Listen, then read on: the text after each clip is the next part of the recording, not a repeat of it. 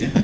Well, I think well, this may be a very ambitious thing to raise, but I think that what would push the research most forward is if we could get some sort of what would be like a short title catalog for America, for the Americas, in a way to do. There are a lot of projects like this that have been started in Europe that they make, in a way, the same mistakes as you already mentioned, Roger, about using present-day boundaries as their cutoff points. And so it means it's a different catalog every time. They work more or less in the same way, but with little differences. So it's not always the most useful thing to do. And what did you do with fake imprints and all those kind of things? A lot of things are lost. But I think maybe there's a huge challenge and opportunity here if you could organize it this way. And I don't know how this would happen. It's of course a matter of money, but I feel people need to fill. People need to catalog their books anyway. So I think if you could be like have an agreement on how we are going to describe books and how they can be put in the same place so people can find them. Because I think that was, for my research at least, the hardest part is how to find out what books are actually there, and you cannot rely on the information that is there, not in any catalog. And so many libraries are not even online. You have to go there. It's hard to access them. They don't have the resources to do that. Actually, before we have something like that, there is very few definite things you can say about this subject as far as books go. Even though in that case you would still have indeed the surviving books and what to say about what people actually read, but I mean it's a starting point, and I think a lot of things will turn up. But it's Two things. First, let me reverse what I said about squashing the ghosts and keeping them out of the literature. In a certain sense, I like them, right? The Medina Puebla #1 is a puzzle, and I want to figure out the puzzle, right? It's something in the bibliographic record that drives me to the documentary record, and I want to figure it out. There's a number of other examples like that, okay?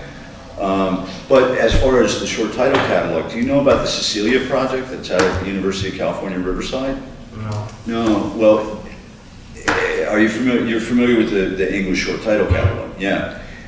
That also came out of the University of California, Riverside. And their project now is to do a catalog of all books done in Spanish America up to 1850, a short title catalog. And they're constructing it basically the same way that the English short title catalog was done. The English short title catalog was based, they started with Wing,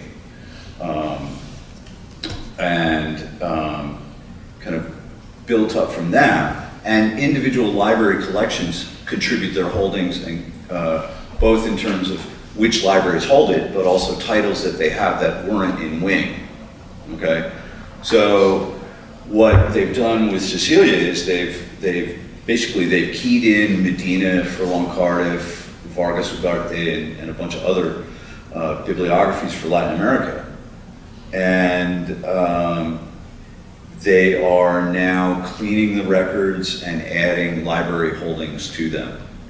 And the objective is also to include links to digital surrogates. So we've been sending them our digital stuff. So I think what you're asking for, it's underway, and I'll show you, but it's gonna take, I mean, the English short title catalog is not done yet, right? And it's been out there and available for a long, long time. This is gonna be a thing, it's an ongoing thing. I was just gonna say along some of these lines that there are projects that are only going to be imaginable in 3 to 5 years, or in 5 to 10 years, because we are overturning our technological abilities every year and a half or so.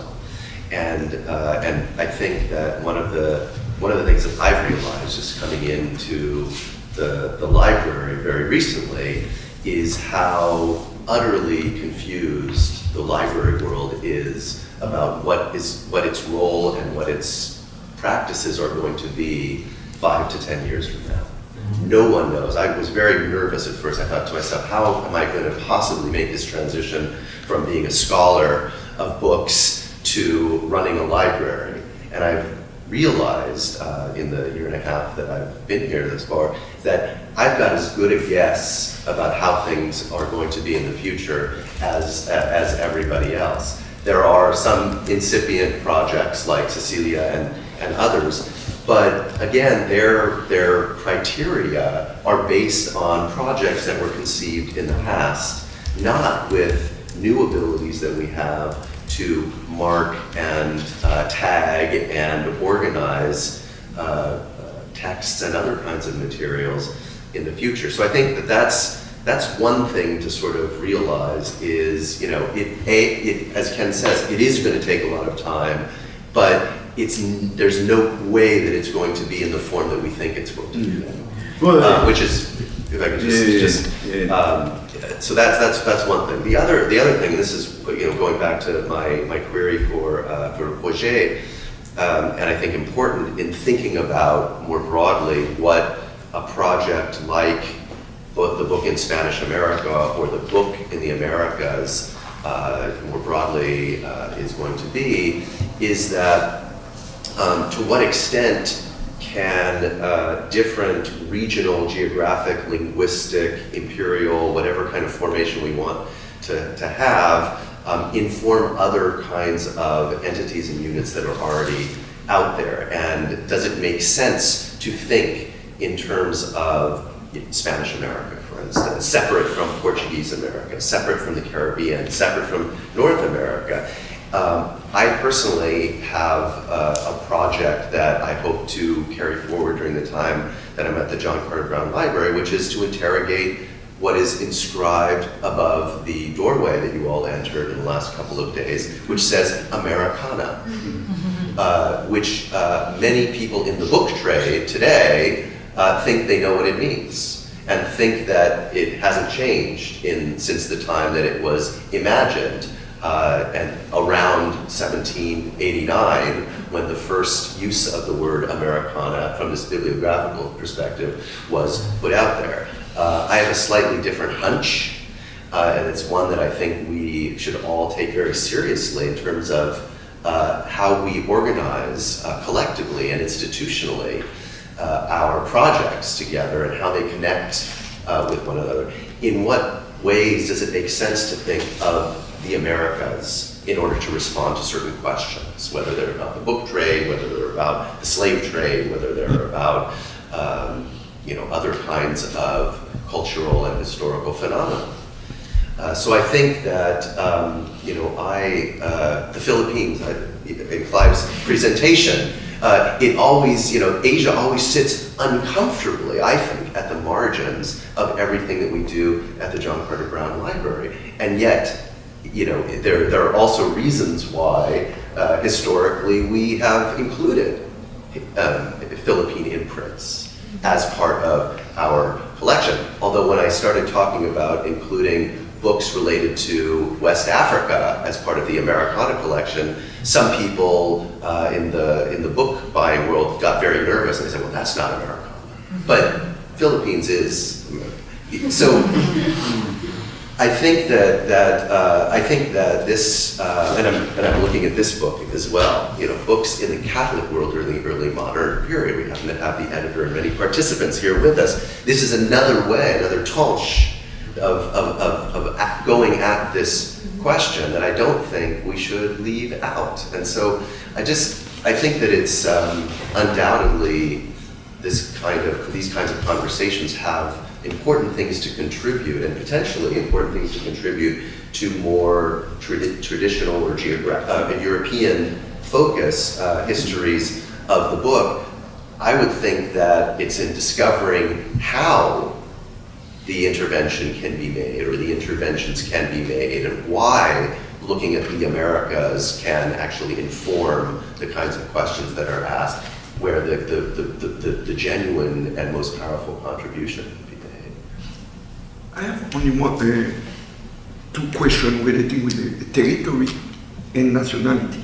One, Professor Chartier, I'm very happy when you talk about the nationality and the point of view of what the reader reads.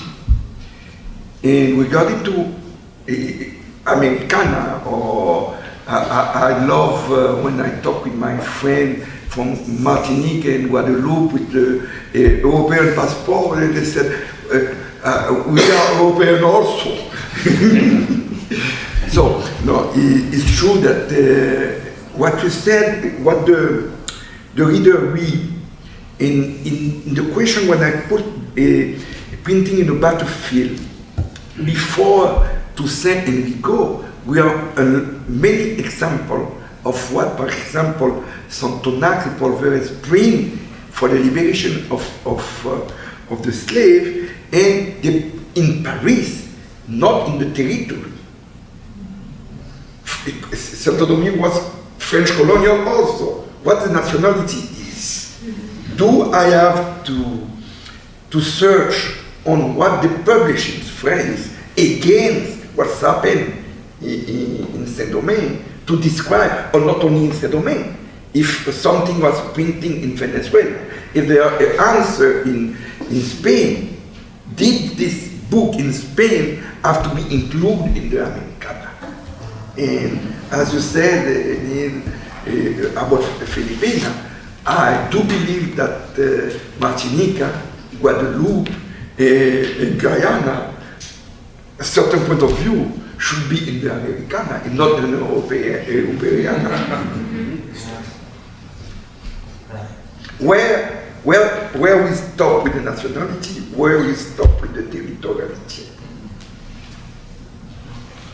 Yeah, I just want to quickly add, I agree totally, and I think in a lot of those ways of describing or bibliography online or on paper, there is a real, almost like imprint fetish, if you may. It is where the book is printed that is going to matter, if it is included or not included. While, I mean, I don't really see why a book is that much less American, if you want, if it is bought by somebody who was in Mexico, for example, but the book came from somewhere totally else.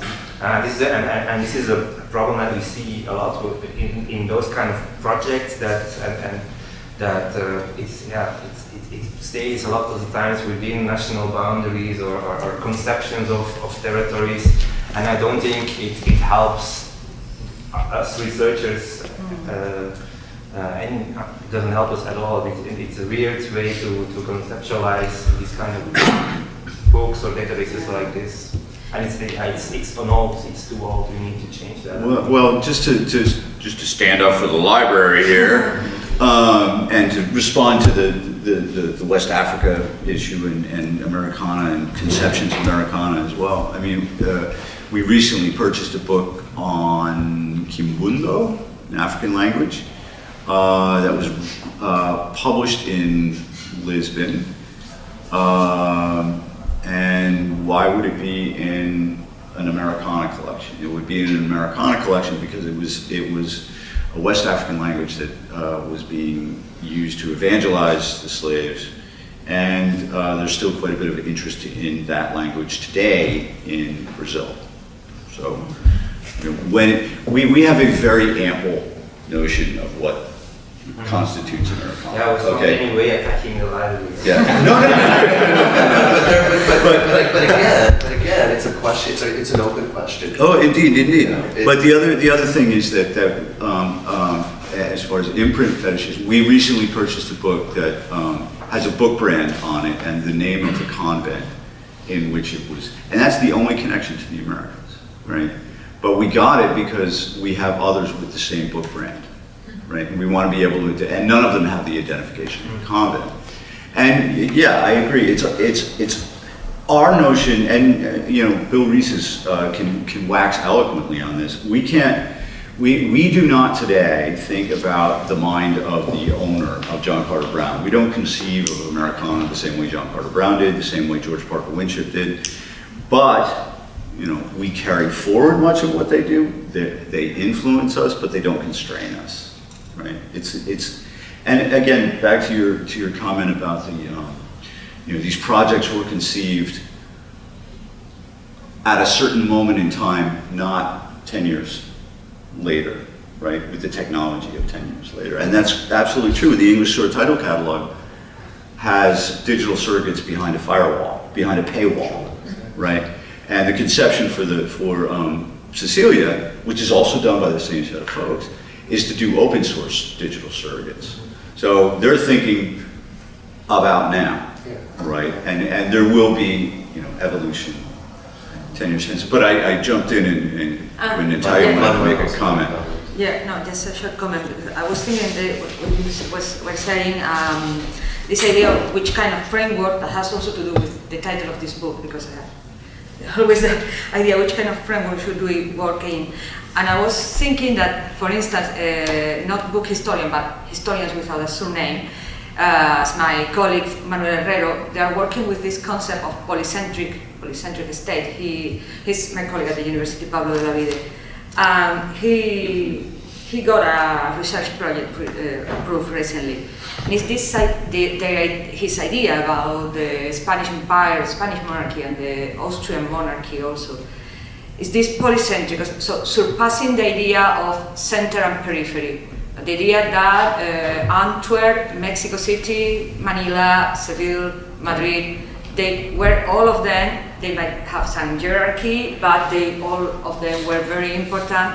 So you have to study the networks, the cities, and I think that if we use this framework, we can understand better how culture and book culture worked back that time in this sense. Yeah, actually, it's really a follow-up of what you say, because I'm not a specialist of books, but on measures and measure networks. And the question that was asked and that you're talking about, it's really a question that business historian, economic historian have been asking for the past 20 years. Yeah. The question of smuggling and the question of passing natural boundaries and the nationality of goods. So is a good French, is British, is Spanish, in the Caribbean, it's perfect problem. So the crossing of boundaries. And the question we have to ask is, what about these networks? Are there national diasporas or religious diasporas? And all these questions about the Atlantic, are there British Atlantic, French Atlantic, Spanish Atlantic, etc., Black Atlantic, and all kinds of way of thinking about these connections. And there are also this question of people, so we're the empire now. So in that framework, so all kind of division. And what's interesting about merchant networks is people try to suspect to recreate some kinds of borders by essentializing identities, which is really complicated. And so the question that we went to is how to articulate these networks with regulations and national regulations or local regulations, and how this creates some kinds of thinking about new mapping of, and that can also be the underlying base of what you're talking about, the books as goods that were smuggled at the same time. It gets even more complicated when you take what some people are doing now, although very few, taking an environmental history approach to bookmaking and looking at the perspective of what a book is actually composed of. Eric Slaughter at the University of Chicago is now working on he came to give a talk here last year, not about this, about something else, but we wanted him to give both talks because the second talk that he's now working on is an environmental history of Thoreau's Walden, literally an environmental history, so that where did, the book that became Walden, where did it come from? What was it made? What sort of animal products? What was the commerce and what was the, sort of, if you start thinking about the book really as an object and as a kind of, in the same way that environmental historians think about germs and pathogens and agricultural products, then suddenly you're looking at a very different picture than the printers as the kind of focal point, and it goes absolutely transnational and trans-territorial. Is there a practical problem behind the wide ambitions that are being talked about here? And that's just questions of funding. and so on, that so often you get funding for a much more local or national product because there's something political behind it and so on. It's much less, I don't know in the American world, but you're less likely to get the money if you want to do something that is so widely based. I'm not putting that forward as a criteria that I'd like to see. Well, I think we could probably, since we all are from very different national backgrounds, we probably all have different stories to tell about. I usually find that that's the case when somebody raises that kind of questions. I think frankly that has been one reason that research in North America, especially the United States, but I'd say even North America more broadly, has gone beyond some of these national territories because it is in general more open to these kinds of transnational sorts of questions than many national countries are. Again, talking specifically about the John Carter Brown Library as an institution, we certainly look toward projects. We don't dismiss local projects because, in fact, some of the most local projects are the most interesting and the most well articulated. But there is a certain appeal to projects that are going to play into the hands of a collection like this, because you can find collections that rival ours in terms of the Mexican imprints or the Peruvian imprints or the Brazilian, Portuguese, Brazilian imprints, but you can't find a collection that rivals ours in terms of all of those put together. So that's, I think, something that is really at the root of this project, is understanding how this collection can answer certain kinds of questions. But that, I think, is also thrown out of the water in many ways once we realize that in the age where we can actually catalog and even visualize all of these different books and materials from different collections, we cannot be satisfied merely looking at the collection of the John Carter Brown Library, because there's so much that is necessarily elsewhere, and that despite our grand ambitions, we will never have the ideal Borgesian library of Americana. There's a short story in there somewhere, so I think that it's, I would hope anyway that a place like the JCB would be a kind of a laboratory for exploring these kinds of questions imperfectly, as we will always do, but that it be a place where people from all different kinds of cultural, national backgrounds, speaking their own languages as they please, and bringing their own particular cultural predilections and interests, can come together and have a conversation, similar to the one that we're having now. I agree with Neil that the National Endowment for the Humanities prizes collaborative research. They have a number of collaborative projects, and I remember talking to Pedro, I think, when I first met him, about his research on shipments from Seville, and what my dream is, which is to be able to connect shipments from Seville to entries in Mexico. And once we can connect those two, we can go shipments to Seville from Antwerp, right? And shipments from Mexico to the provinces, right? And not just Mexico, but to Lima and elsewhere. And I shared that idea with a colleague in Mexico who, well, remained nameless, who told me that it was impossible because the records don't exist. And, well, they do exist. They're kind of a mess. They're not anywhere near as clean as the Contratación records, right? But they exist.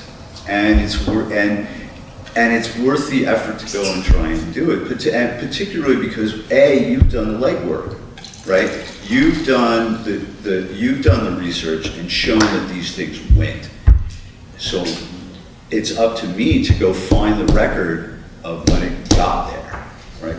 This document should exist, and like the slave trade database, we could put together something like that. to start tracking shipments of books, and then, you know, build it in for civil. I mean, to get at, you know, a number of comments about reconstructing the network, right? And here we have something that's, at least in the European side, and to some extent in the American side, there's a decent documentary trail there that you can start building it. But again, to do that, it's got to be collaborative. It's all, we all have to be on the same page that this is a project that we all feel is worth doing.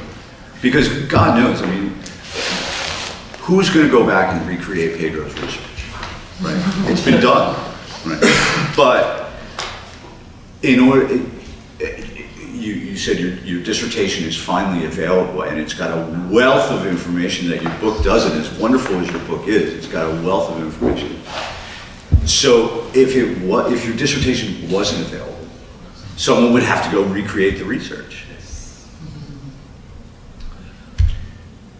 I mean, one thing that I was just going to add, sort of throw back is what, you know, what sort of challenges that do you as individual researchers / you as collectives or within your own institution face in doing the kind of work? Because as I listened to everyone's presentation, I was sort of trying to imagine the ways in which you went about methodologically actually getting all of this extraordinary information.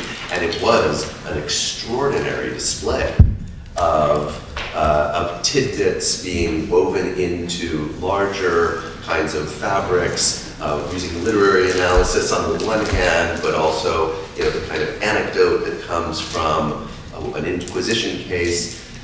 In some ways, it seems like things are well advanced in terms of coming to a larger story. On the other hand, you know,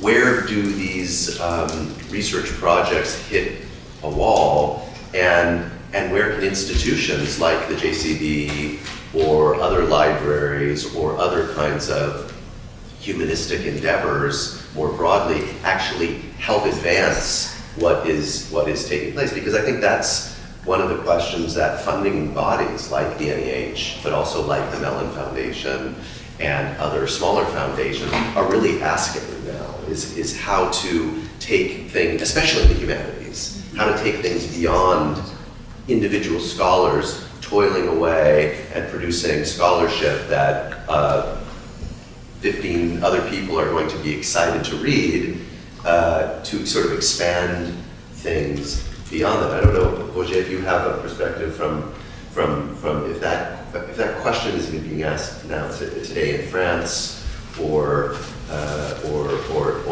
in Europe or within libraries as far as sort of advancing humanistic scholarship. I suppose for Europe, some people know better than myself. When you were talking this morning, I was also asking myself why we need a framework. That is to say, what we need to define the boundary of a space, whatever it may be, in order to locate the different specific analysis, case study. Now, you understood, you need this framework for a library when it is defined on the basis of a specific collection, when the discussion were stopped or delete the American. When we are dealing with collective research or even individual research, what we need is kind of framework in order to make something in which, a canvas in which the different data or analysis could be to take sense in a sense. And it was why the nation-state framework was so powerful. Because we mentioned this morning the history of the private life. When we, Arias and Judy launched this project, it was history of the private life. But it was not history of the private life in the entire world. There was something implied. That is to say, history of the private life in the West. And there were contributions, but more on Italy, more on France, more on England. So it was a kind of ambiguity kept by the title. How was this book appropriated? We mentioned this morning, with the return of the nation-state framework. History of la historia de la vida privada en Uruguay, historia de la vida privada en Argentina, and Chile, historia de la vida privada no Brazil. And there was this kind of return. Because it seems to me, it's more connected with what you said, to start with the nation state, to start with a relatively stable, known entity, archives, library, and with all the terrible consequences. Saint-Domingue is not in the second volume of the Histoire de l'édition française, for example. Because even if the definition is a nation state, is a nation state which is also linked to certain objective boundary, and not the mobility of the nation state, which could incorporate or abandon some part of the territory. So it seems evident, but it's already a construct. It's a certain representation of the nation state at a certain moment of time, and with what could be forgotten in this perspective. But we start finally with the framework, and you put the thing within the framework. When you are dealing with network, with transactions, with your connection, you don't start with something which is previous to this connection or transaction. And so the framework could be like in a Dali painting. It could be with the montre-molle. There is no defined, and you have to use as a framework the space that you have found in the research, which was completely different than the other form of thinking. You start with France, your idea of France, with all what you can forget, and you put within the publishing, the reading, the writing, and the history of literature were also based on the same data, with the same framework. You start with the framework, even when it's difficult to define it as a nation state. Letteratura Italiana was a great project of Rosa, but it's defined as for a period in which Italy does not exist, in which the Italian does not exist, and so on. But the Letteratura Italiana, and I think we can mock this, but in fact it's rooted in the fact that what is the starting point? Is the starting point canvas? You have already element, and you can add new one in order to go in as a puzzle to complete the pieces, or you are starting with the mobility, the fluidity, the instability, and a lot of connecting history is based on this. And so the question is, how at a certain moment, if you want to do what you have said, that is to say, use a case study, because I think it's where the scholarship, the more rigorous, could be developed, but into something which makes meaning beyond the profession for an understanding of the present. How do you organize this? Quite an antinomy between the fluidity and the mobility and the instability of the networks, and on the other side, the necessity to have a binding. And it's not easy to sort of why. We can criticize what was done, and rightly. At the same time, we are left with this paradoxical situation to insert into a canvas something which will be like in some painting, not confined within, but going outside. It's like Don Quixote going outside of the book. So, it's where the question is rising when you ask, and I think you were right, you define a project, because you cannot define a project without giving a canvas, like a Catholic book, Latin America, Spanish colony. You have to define. Perhaps it's not necessary. The problem is not to have a confusion between what is a rhetoric tool in order to get money and what is an intellectual reflection, which can be a little en décalage vis-à-vis the first one. And here it's a way to break for the ideas that the nation state was really the framework you have to use. You can use it because it's a commodity. But knowing more we knew at the time when the history of the book in America, it's a wonderful book. But Are the United States of America the only America? And secondly, one, you can say that this identification exists. So it's a lot of issues. But nevertheless, there was a form of nation-state re-entering, even if it was not said history of the book in the United States of America.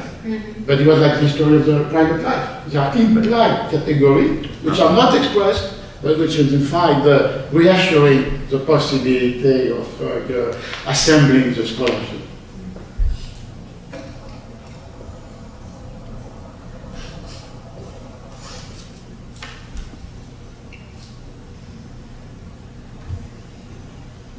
So I hope we have not destroyed any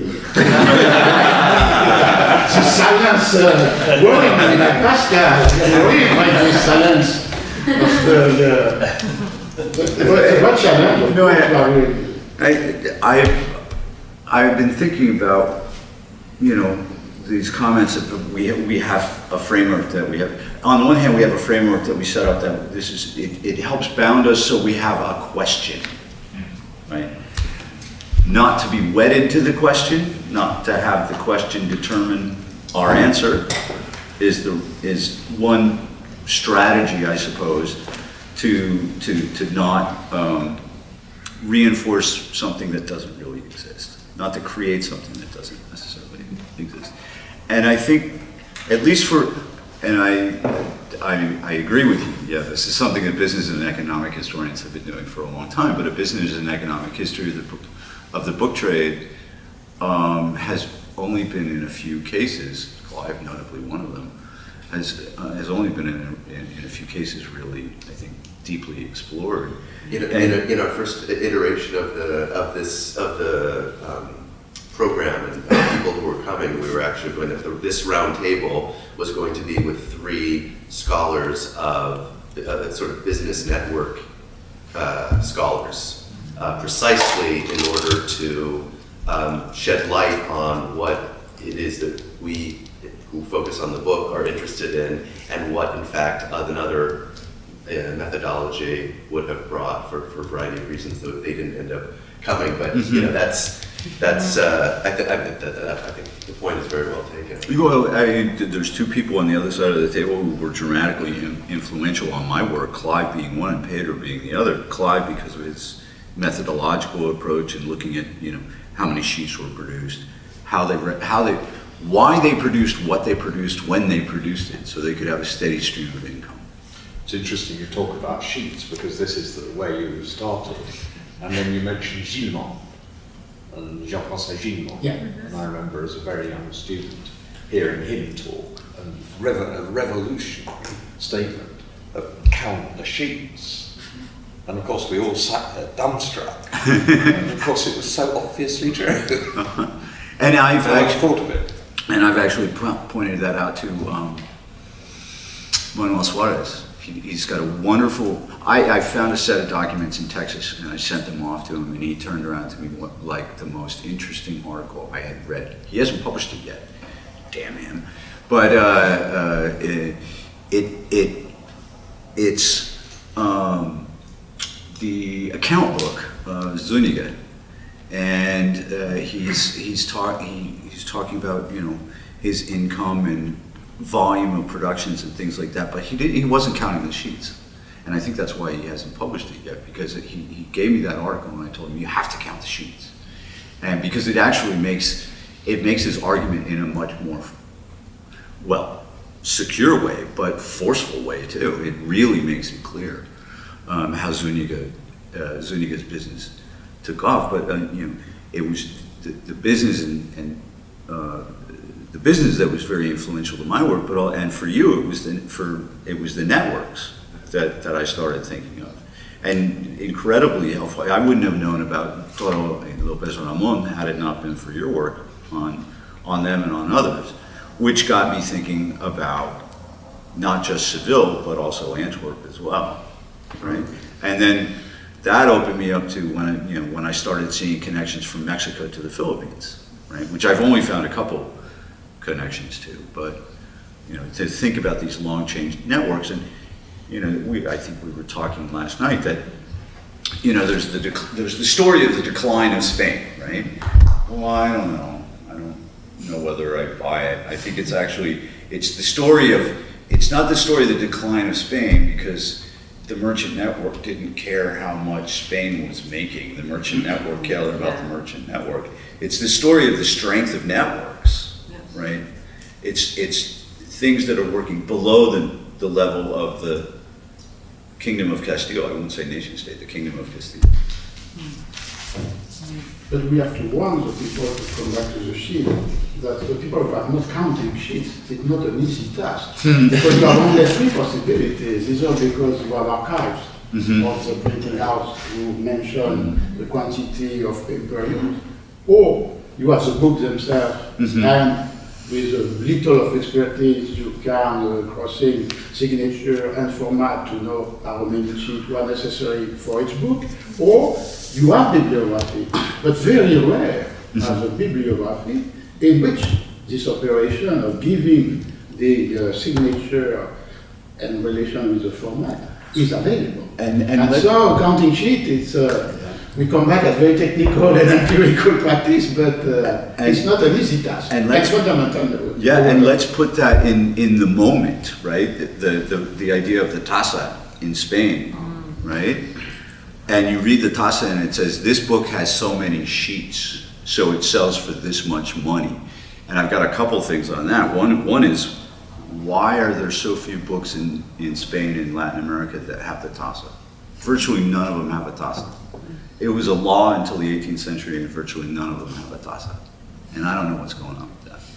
But the other thing is, in some bills that I have found, there's usually an overcharge for paper. They charge for an extra 200, 300 copies worth for paper when they present the bill. And, well, I guess one possibility is that this is pre-negotiated and it's just, put into the bill at the end.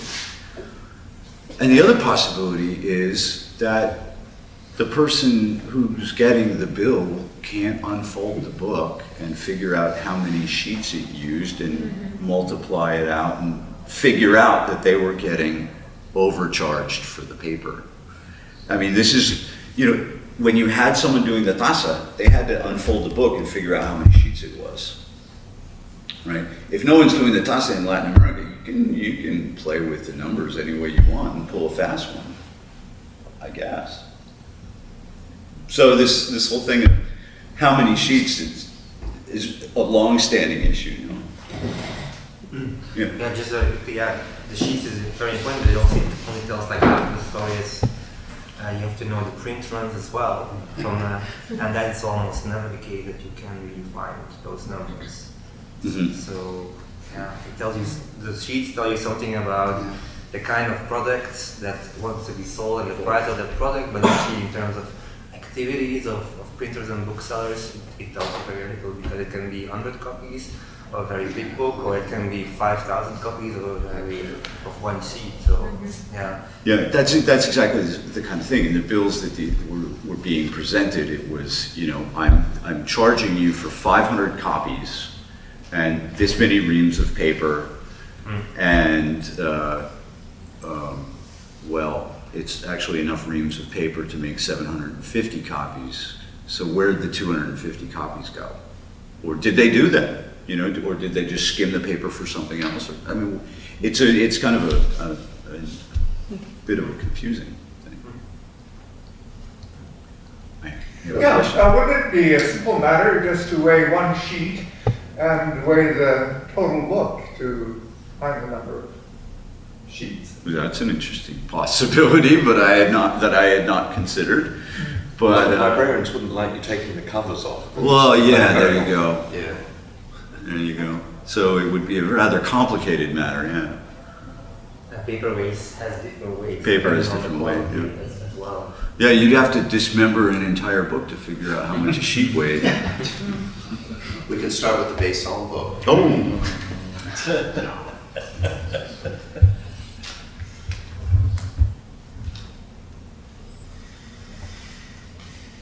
But we're still better off than medievalists in terms of the amount of source material that we can bring to our task. And I think it's very interesting to see to what extent different disciplines expect to reach this kind of idyllic perfection of the total understanding of the trade, or the total understanding of circulation. In fact, it's an ideal that is never going to be reached, and it can only be sort of approximated, which in many ways makes it an interesting undertaking. And I think, in thinking about how it is that, for instance, historians of print culture can make the argument of the relevance and the interest of this kind of historical object to the present day electronic fascination, it's also in understanding limited access to archives and the ability to ask questions that generate other questions and not necessarily empirical answers. I don't know if the history of the book does that particularly better than other analogous disciplines, but it's one of the ways of thinking about potential contributions of this kind of work, I think. In relation with your point this morning, we can say on the one hand that perhaps it's better now, in which the history of the book was a part of an history of the printed materials, included part which is decisive for business relation with the institution, with the administration, job printing, which is difficult to try to reconstruct because it was very ephemeral, very rare in this case. And this, beyond, and within, and we have seen many examples in the communication, a more global history of the written word. And so the relationship between scribal and print, between print and book, could open a way in which the history of the book is not confined to the technicality, which are absolutely necessary, but which are the reason why I always thought that the inspiration of Mackenzie could be allied with the work by Armando Petrucci and other people who are work on the scribal culture, the manuscript culture, because it's an entirety at every moment of time. Also, this is the second one this morning. You said that the book, it's even the printed text or even the written text. They are not the entire the system of communication, thinking. Of course, you're absolutely right. The issue is that many of these other forms of relation, of symbolic production, are available for an historian only through something which was written.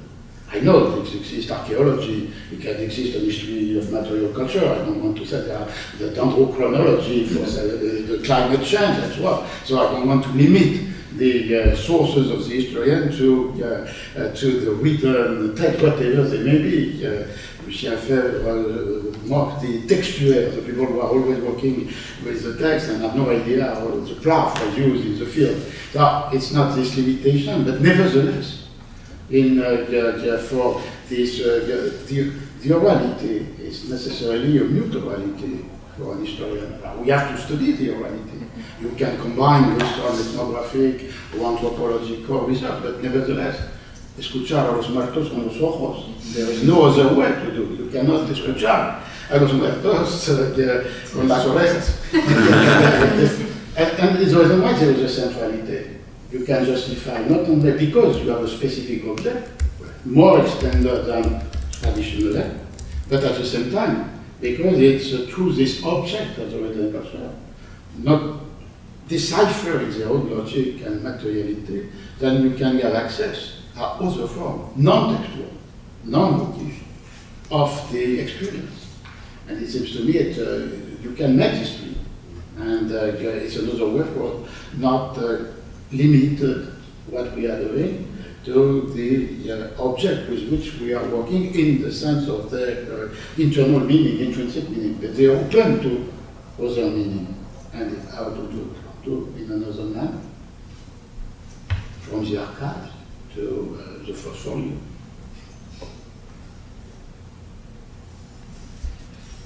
So you can convince the people who are giving money to the library with this argument. I will use it. Fortunately, it was being recorded. So. Well, And, this kind of recording reminds me of what is on the face cachée of the library, which very few people see. On the street side, it says, "Speak to the past, and it shall teach thee," which is a transmutation of a citation by Job, "Speak to the earth, and it shall teach thee." Much to be said about that. But on the hidden side of the library, there is an inscription that says, "Only the word transforms what happened into history." Like exaggerate, I don't use the completely. No.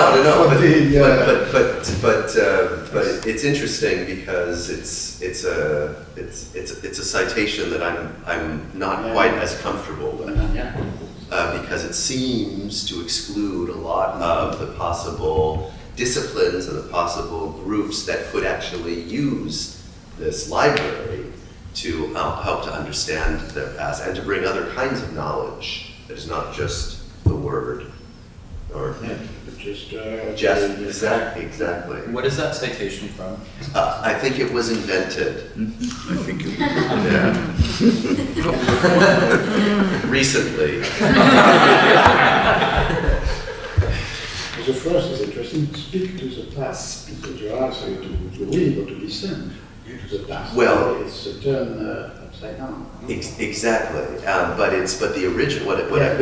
I went back to the citation, "Speak to the earth, and it shall teach thee," which is from the book of Job, as I mentioned.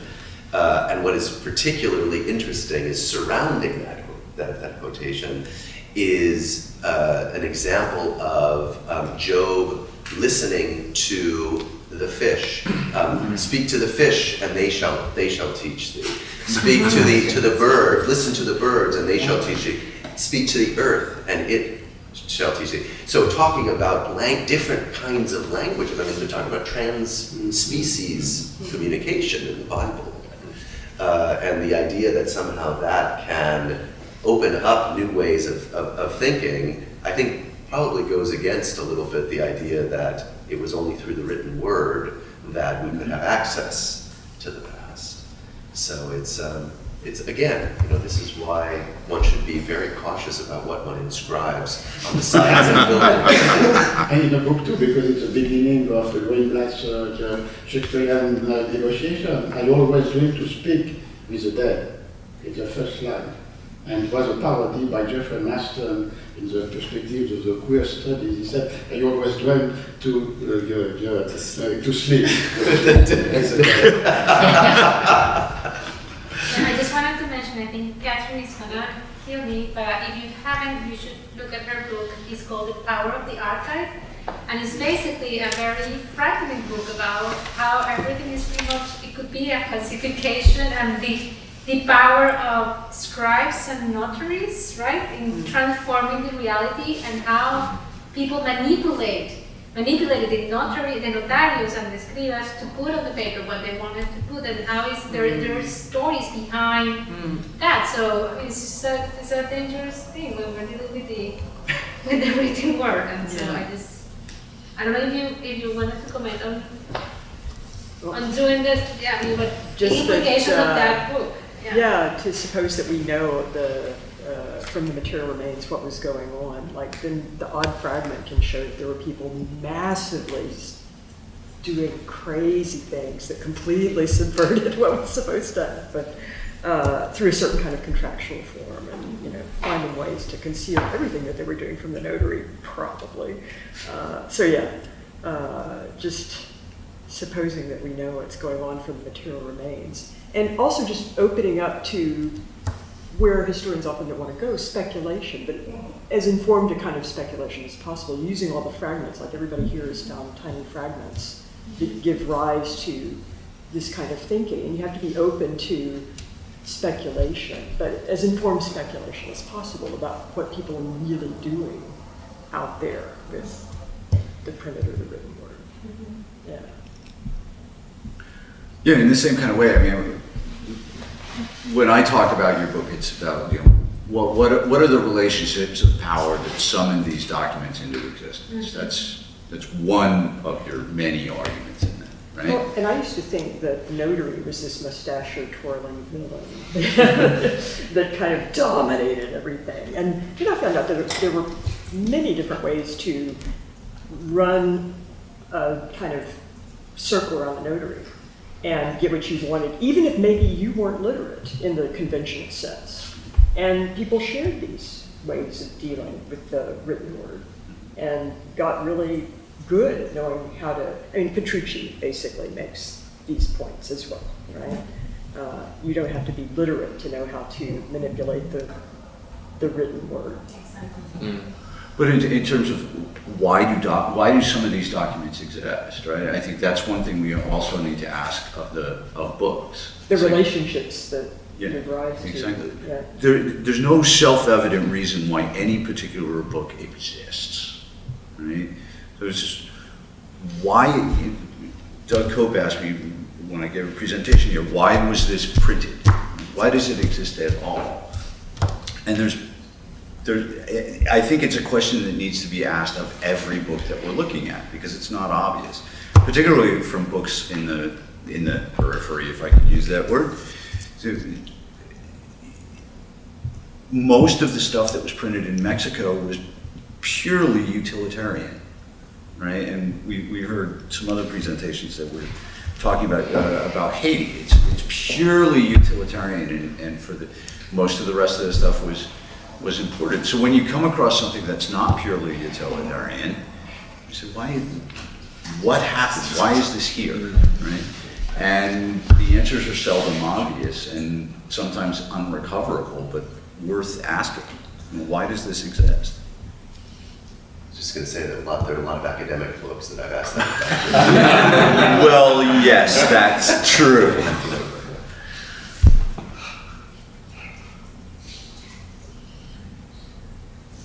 Well, shall we? Shall we conclude? Okay. Thank you all. I just have a couple things I want to say, and one of them is thank you, as I just said. The other is that I hope this is the first of many, and this is probably the only group of people I could say this to who would appreciate how wonderfully nerdy it is that I would love to see one of these every 5 years. And in 5 years' time, I would like to see it in Oaxaca. And 5 years after that, I'd like to see it in Guatemala. And 5 years after that, I'd like to see it in Puebla. 5 years after that, in Lima. And 5 years after that, in Mexico City. And does anyone know why I said that? I'm sure you do. It's in reverse chronological order of the appearance of the press in the American. So it gets us to the 500th anniversary in Mexico City, and I hope to see all of you there. So eat your vegetables, Clive. Thank you very much.